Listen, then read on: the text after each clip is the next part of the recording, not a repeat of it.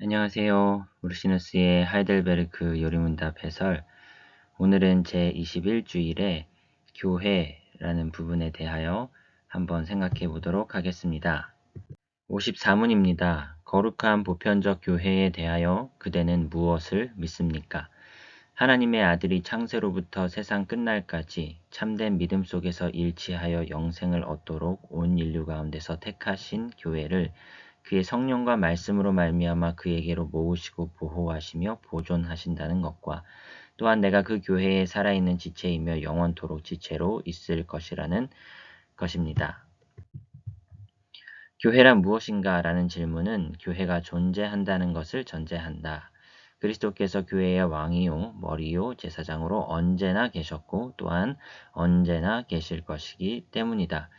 코로나 시국에 교회가 문을 닫으면서 교회가 과연 존속할 수 있을까라는 의문을 그런 걱정을 해본 적이 있었습니다. 그러나 예수 그리스도께서 계시는 한 교회는 사라지지 않는다라고 생각을 해보게 되었죠. 교회라는 용어는 아테네 사람들이 에클레시아라는 단어로 표현하고자 했던 것과 동일한 것을 뜻한다. 그들은 이 단어를 연설을 듣는다든지 혹은 특정한 주제에 대한 원로원의 결정 사항을 알리기 위하여 공식 전령을 통하여 이름을 부르든지 아니면 수백 명씩 백성 중에서 불러내어 모인 시민들의 집회를 뜻하는 시민들의 집회를 지칭하는 뜻으로 사용했다는 것이죠. 사도들은 에클레시아라는 단어를 빌려와서 교회란 불러냄을 받아 함께 모인 사람들의 모임체인데 이 사람들은 그저 우연히 무질서하게 모여든 것이 아니라 주의 음성을 통하여 또한 하나님의 말씀을 듣고 받아들이게 하고자 하는 구체적인 목적으로 행해지는 복음 선포를 통하여 하나님 사탄의 나라로부터 불러냄을 받아서 함께 모인 것이기 때문이다. 그러므로 에클레시아라는 용어는 쉬나고게와는 다르다. 쉬나고게는 어떤 식으로 모였든 상관없이 아무 집회나 모임이든 다 포괄한다. 그러나 에클레시아는 어떤 구체적인 방식으로 구체적인 목적을 위하여 불러냄을 받아 모인 회중으로 의미하며 복음을 아는 지식을 위하여 하나님께 부르심을 받은 회중의 성격이 바로 에클레시아라는 것이죠. 본 요리문답은 교회를 하나님의 아들이 창세로부터 세상 끝날까지 참된 믿음 속에서 일치하여 영생을 얻도록 온 인류 가운데서 택하셨고 또한 그의 성령과 말씀으로 말미암아 그에게로 모으시고 보호하시고 보존하시는 바 하나님께 영생으로 택하심을 받은 사람들의 모임 혹은 회중으로 정의한다. 하나님께서는 결국 교회를 영생과 영광으로 영화롭게 하실 것이다. 택하심을 받은 사람들의 모임을 교회다라고 정의하고 있다는 것이죠. 참 교회는 하늘의 복된 천사들과 더불어 지금도 승리하며 부활 이후에 마침내 완전한 승리를 얻게 될 승리적 교회이거나 혹은 이 세상에서 그리스도의 깃발 아래 마귀와 육체와 세상을 대적하여 싸우는 전투적 교회로 구분할 수 있다고 제시합니다. 승리적 교회 천상에서 전투적 교회 이 세상에서 이렇게 교회를 구분한다는 것이죠. 가시적 교회와 비가시적 혹은 불가시적 교회로 구분을 하는데요. 가시적 교회란 복음과 율법과 복음의 교리 전체를 부패하지 않은 상태로 포용하며 고백하는 자들과 또한 그리스도의 제정하심에 따라 성례를 시행하고 하나님의 말씀의 가르침들에 순종하기를 고백하는 사람들의 집회를 의미한다. 세 가지 조건이 보이네요. 고백, 성례 시행, 순종. 이것이 이제 가시적 교회의 표지다라고 말씀드릴 수가 있겠고요. 이후에도 살펴보겠지만요. 가시적 교회는 하나님의 말씀의 교리에 동의하는 자들의 집회인데 에클레시아가 이제 복음과 이 가르침, 진리 선포에 굉장한 특징을 띠는 용어였지요. 교회도 역시 말씀의 교리가 중요한 요소인 것이죠. 그들 중에는 죽은 교회원들이나 중생하지 않은 교회원들이 많이 있다고 말할 수 있다. 그러나 가시적 교회에는 고백 정도 하는 사람들의 모임, 하지만 외식자인 경우들도 포함되어 있다라고 설명할 수 있습니다. 그러나 불가시적 교회는 영생에 이르도록 택함을 받았고 중생하였으며 가시적 교회에 속하여 있는 자들로 구성되어 있다라고 말합니다. 불가시적 교회는 외식자가 한 명도 없이 오직 택함을 받은 순수한 교인들로 이루어져 있지요. 100% 구원받을 교인들로 이루어져 있지요. 우리 눈에 보이지는 않겠지만요. 하지만 울시누스는 이 불가시적 교회가 가시적 교회 안에 포함되어 있음을 강조합니다. 그러니까 교회 밖에는 구원이 없다라는 입장인 것이죠. 더 나아가서 가시적 교회든 불가시적 교회는 보편적이거나 아니면 특정적이다. 보편적 가시적 교회는 세상의 어느 곳에 있든 하나님의 말씀의 교리를 고백하는 모든 자들로 이루어져 있다. 특정적 가시적 교회는 특정한 장소에서 이 교리를 고백하는 자들을 포괄한다. 가시적 교회라 하면 일단은 교리를 고백하느냐로 분류하지요. 교리를 고백한다면 가시적 교회다라는 것이죠. 그러나 보편적 가시적 교회는 세상의 어느 곳에 있든 이렇게 나가고요. 특정적 가시적 교회는 특정한 장소에서 이렇게 말할 수가 있다는 것이죠. 가시적 교회는 그리스도를 믿는 한 믿음과 한 교리와 예배를 고백한다는 점에서 보편적이며 또한 장소와 의식과 예식의 다양성을 고려할 때는 특정적이다. 불가시적 교회도 마찬가지로 어느 곳에 있든 어느 시대에 있든 한 믿음을 지닌 모든 택한 자들로 이루어진다는 점에서 보편적이며 또한 이 장소 저 장소에서 동일한 믿음을 지녔다는 점에서는 특정적이다. 어떤 교회든 가시적 교회든 불가시적 교회든 보편적 특징과 특정적 특징을 지닌다라고 말할 수 있겠습니다. 사도신경이 거룩한 보편적 교회를 믿는다고 말하는 것은 바로 이 보편적 불가시적 교회, 반드시 구원받을 사람들로만 이루어진 교회를 일컫는 것이다 라는 겁니다. 가시적 교회와 불가시적 교회의 차이는 전체와 부분의 차이와 흡사하다. 역시 불가시적 교회가 가시적 교회 안에 포함되어 있음을 강조하고 있습니다. 또한 교회를 구약교회와 신약교회로 구분하기도 하는데요.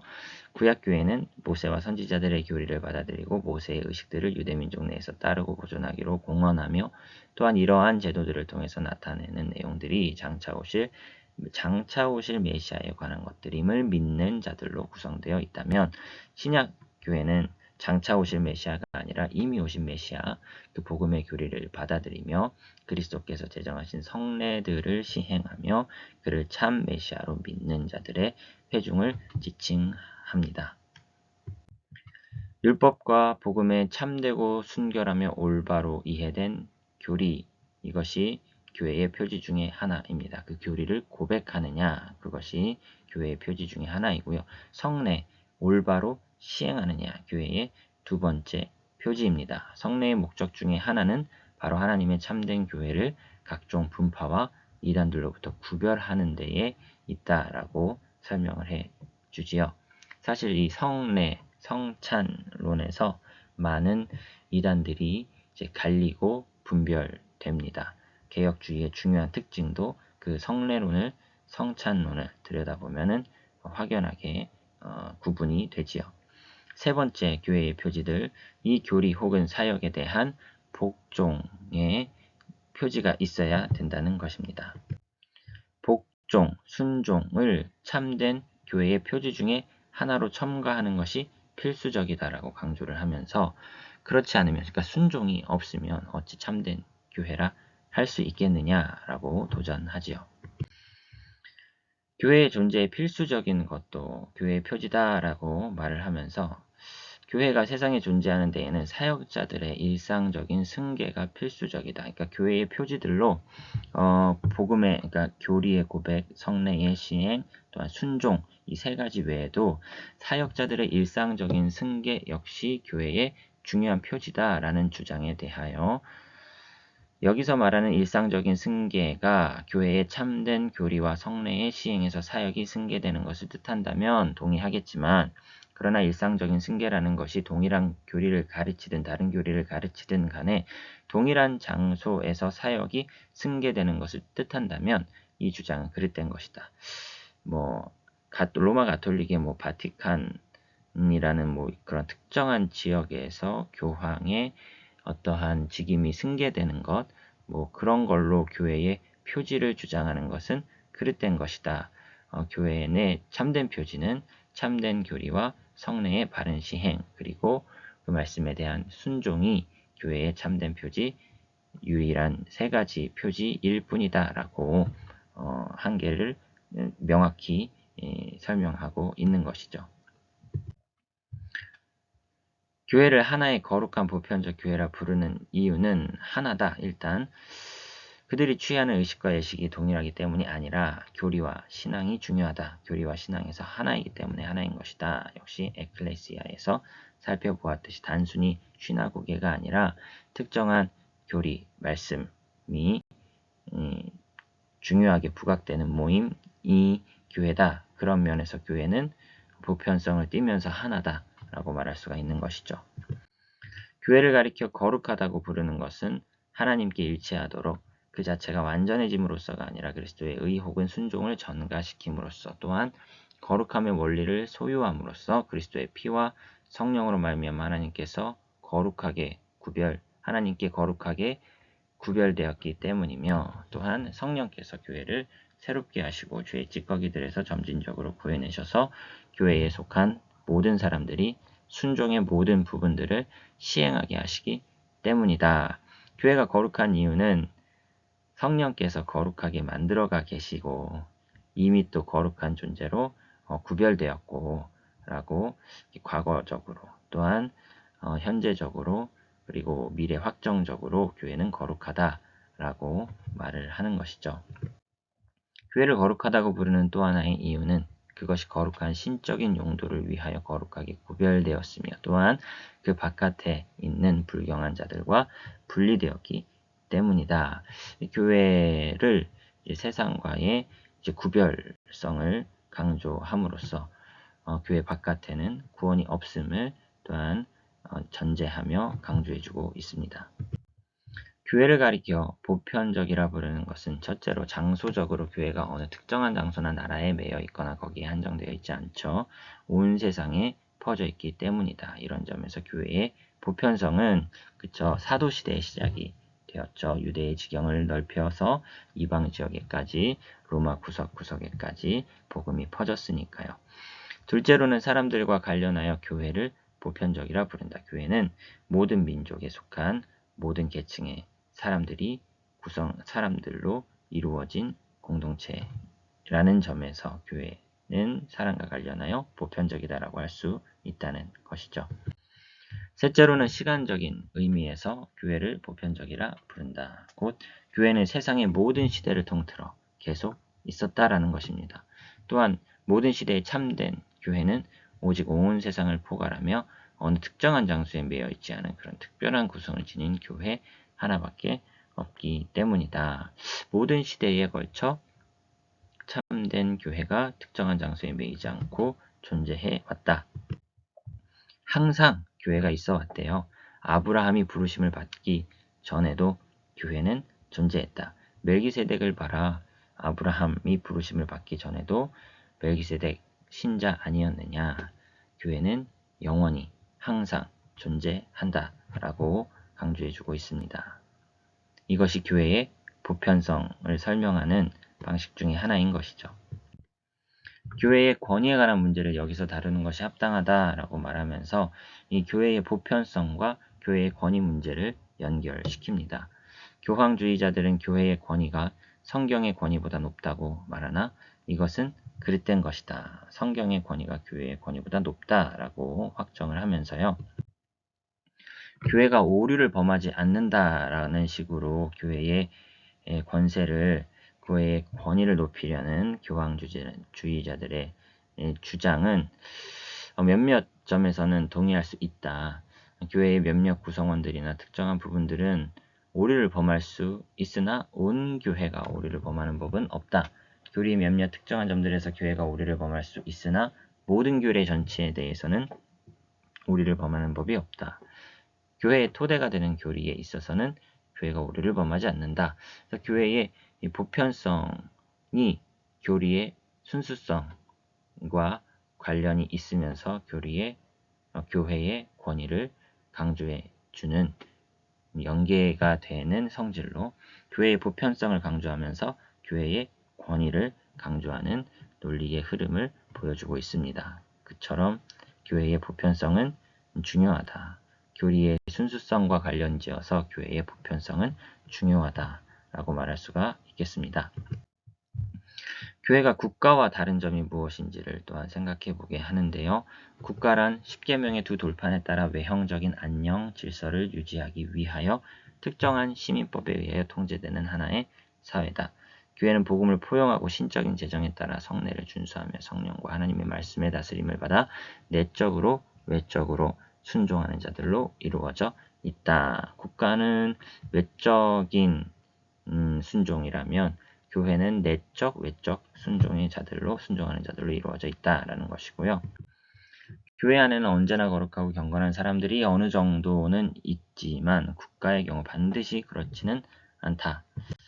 장소와 때와 법에 있어서 서로 구별되는 여러 다른 국가들이 있으며 한 국가의 시민이 동시에 다른 국가의 시민일 수 없고 모든 국가들을 부분적으로 표현하는 하나의 보편적인 국가란 존재하지 않습니다. 그러나 교회는 모든 시기를 통틀어서 또한 모든 나라들 가운데 오직 하나였고 언제나 하나일 것이다. 교회는 보편성이라는 특징적인 면에서 국가와 구별된다는 것이죠. 교회의 머리는 한 분이요 하늘에 계신 그리스도가 바로 그분이신 반면에 국가들은 각각의 왕과 통치자들을 보유하고 또 이들은 땅에 있는 자들일 뿐인 것이죠.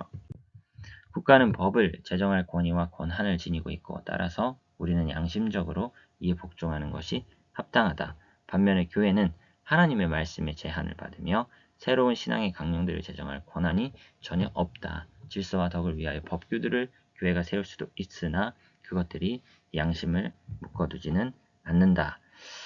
네, 교회는 하나님의 권위 아래 있죠. 그래서 하나님이 법을 제정해 주시는 것만의 강제성을 가지지만 국가는 본인 스스로가 법을 제정할 권위와 권한을 지니며 그것을 양심적으로 복종할 것을 다소 또한 강제적으로 우리에게 요청하지요. 국가는 완고한 범법자들에 대해 형벌을 가하고 그 법을 검으로 보존할 권력을 지니고 있지요. 그러나 교회는 그저 말씀의 검만 있을 뿐이다. 말씀의 검은 불순종하는 자들에게 대한 하나님의 진노의 정죄다. 강제성 면에서 교회가 제시하는 교리에 대한 순종이 그 강제성 면에서 약해 보일 수 있으나 중요성은 엄청나죠. 그 배후에 하나님의 권위가 있으시니까요. 하지만 이제 자발적 순종을 요구하는 편인 것이죠. 교회는 물론 하나님은 교회를 통하여 선포하는 자신의 말씀을 순종하느냐 순종하지 않느냐를 통하여서 영원한 심판을 시행하실 것입니다. 교회는 이제 하나님의 말씀을 근거로 한 하나님이 말씀하시는 법으로 신자들의 양심을 이렇게 좌우해야지 본인 교회 스스로의 생각으로 만들어낸 법령들이나 규칙들로 인간의 양심을 좌지우지하려 해서는 안 된다라고 또 생각해 볼 수 있겠습니다. 교회와 나머지 인류가 서로 차이가 있는 원인 이렇게 질문을 하면서요. 일단 세상에는 세 부류의 사람들이 있는데 교회의 공공연한 원수들 또한 어떤 이들은 부르심을 받았으나 가시적인 교회 안에 있으나 외식하는 자들로서 구원에 이르지는 못하는 자들 마지막으로 유효적 부르심을 받은 자들로서 택하심을 받은 자들 반드시 구원에 이를 자들 불가시적 교회의 구성원들이라고 말할 수 있는데 이런 차이가 있는 원인은 이렇게 질문을 하면서 하나님의 이러한 차이의 유효적인 원인은 이 세상에서 교회를 부르사 자신에게로 모으고자 하시는 하나님의 선택이 이러한 세 부류의 차이를 가져온다라고 하면서 하나님의 선택, 하나님의 예정에 관한 주제로 넘어가더라는 것입니다. 일단 교회 밖에서 구원이 있는가라고 했을 때 종종 말씀드렸듯이 교회 밖에는 구원자가 없다. 뒤에 따라서 구원도 없다라고 말을 하고 있었다라는 것이죠. 하나님께서는 자신이 영생을 위하여 택하신 자들을 내적 부르심과 외적 부르심이라는 수단을 통하여 부르신다. 그러므로 택함 받은 자들이 가시적 교회의 구성원인 것은 아니지만 항상 택함 받은 자들이 가시적 교회의 구성원인 것은 아니지만 죽기 전에는 모두가 반드시 그 교회의 구성원이 됩니다라고 우르시누스는 주장하면서 여전히 이 불가시적 교회는 가시적 교회 안에 소속되어 있음을 강조해주고 있습니다. 가시적 교회는 이제 외적 부르심이 해당되겠죠. 이제 불가시적 교회는 이제 내적 부르심에 해당되는 것인데 이 내적 부르심과 외적 부르심 둘 다를 사용하시기 때문에 가시적 교회에 포함되어 있는 자가 반드시 구원에 이를 자이다 라고 이 가시적 교회 안에 불가시적 교회가 포함되어 있음을 여전히 강조해주고 있습니다. 그렇다면 보편적 교회를 믿는다는 것은 무엇입니까? 라고 정리를 하면서요. 그것은 마지막 종말에 이르기까지 세상에 그런 교회가 언제나 존재했고 또한 언제나 존재할 것임을 믿는 것이요. 또한 가시적 교회를 구성하는 회중 가운데는 진정 회심한 자들이 항상 어느 정도는 있으며 또한 내가 바로 그 중에 하나이며 따라서 가시적 교회와 불가시적 교회 모두의 일원이며 영원토록 그럴 것임을 믿는 것이다. 가시적 교회와 불가시적 교회 모두의 일원이며 그쵸? 이것도 역시 강조를 해주죠. 가시적 교회 안에 불가시적 교회가 포함됨을 한 번 더 강조하고 그 교회는 영원토록 언제나 있는다, 존재한다 라고 결론을 맺습니다. 오늘의 결론입니다. 교회는 항상 있습니다. 가시적 교회는 신앙을 고백하는 자들로 이루어져 있습니다. 가시적 교회 안에 불가시적 교회가 포함되어 있습니다. 가시적 교회든 불가시적 교회든 보편성과 특정성 모두를 지닙니다. 교회는 하나이며 거룩하고 보편적임을 믿습니다. 교회의 보편성은 교회의 순수성과 관련하여서도 아주 중요한 교리입니다.